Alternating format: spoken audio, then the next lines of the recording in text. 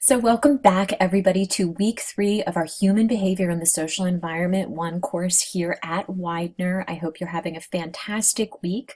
This week we're going to explore week number 3, which is the person and environment interaction, focusing primarily on the psychosocial person. So the first thing that you want to do is you want to navigate on the Engage platform to week 3. You want to make sure that you carefully peruse all of this week's learning resources, which includes objectives, reading, as well as media sources. There's also 2 really helpful PowerPoints for you to view this week.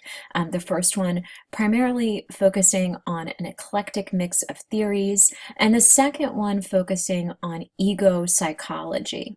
So after you complete studying all of this week 3's learning resources, you want to hop on over to the discussion board posts.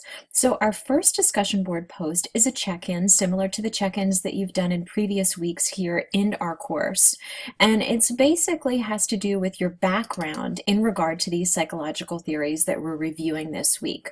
So I know that many of you have begun to study these theories in your undergraduate years. So I'd like you to take this opportunity on our discussion board to talk about what is your background with studying topics like ego functions and defenses, object relations, and Mahler's model. So did you have these particular courses either in previous graduate courses that you've taken here at Widener or at maybe other places that you've studied, or if you had them in undergrad? What did they touch on? Maybe how has your learning deepened? And what did you learn specifically in those courses, or maybe what are you wanting to learn related to this course? So this is not a formal discussion. It's very similar to the check-ins that we've done in previous weeks. So you are required to write one response, but you are not required to post to peers, but feel free to do so. So as always, if you have any questions, you can reach out to me on the discussion board, or for a faster response, it's helpful if you reach out to me directly, either through an email or click on the Ask the Instructor pod. So after you complete that check-in, we're going to come down to the second discussion post for week 3, which is the Sanchez family textbook example. So the first thing that you're going to do is to familiarize yourself or refamiliarize yourself with the Sanchez family. So this week's discussion really centers on the Rogers text, on your week 2 readings on systems theory, family systems theory, as well as that genogram activity and discussion that you did last week.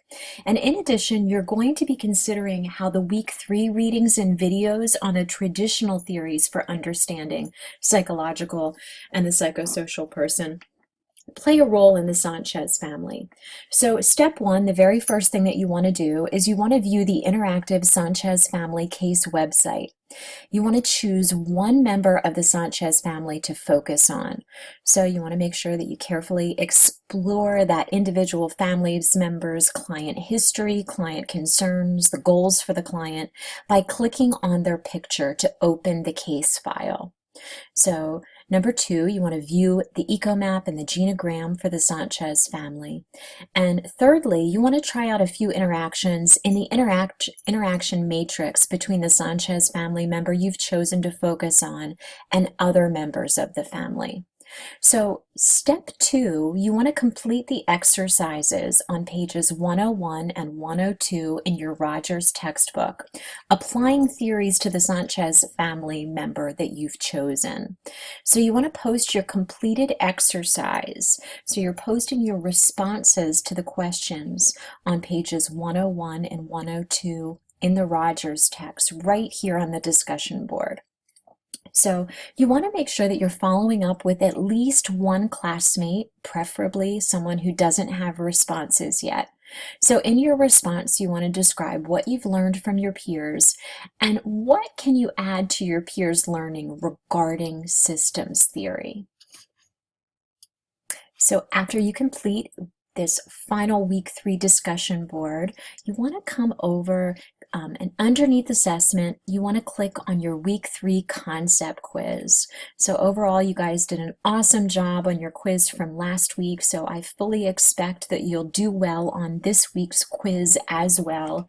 As always, if you have any questions at all, you need something clarified, you are struggling with the course in any way, please feel free to reach out to me. You're remembering that I'm here to help you be successful in the class.